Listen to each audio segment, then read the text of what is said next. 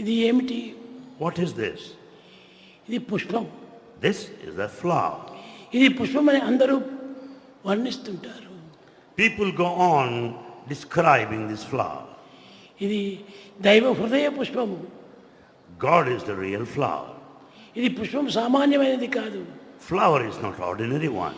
ఇది భగవంతుని యొక్క హృదయంతో కూడినటువంటిది. This is symbolic of the heart of God. దీనికి ఎన్ని రేఖలు ఉంటున్నవి. It has got so many petals. ఈ రేఖలన్నీ నువ్వు తీసివేస్తే పుష్పం ఎక్కడుంది?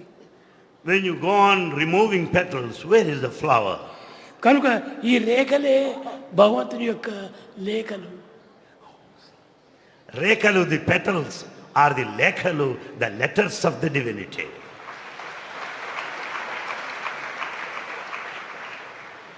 ఎవరి ప్రేమలోని లేఖ ఒక్కటి తప్పిపోయిందా వాడు ప్రేమ స్వరూపుడే కాదు. If one misses this letter of love, you cannot call him the embodiment of love. దీని అన్నింటికి ఆధారం ఒక్కటే.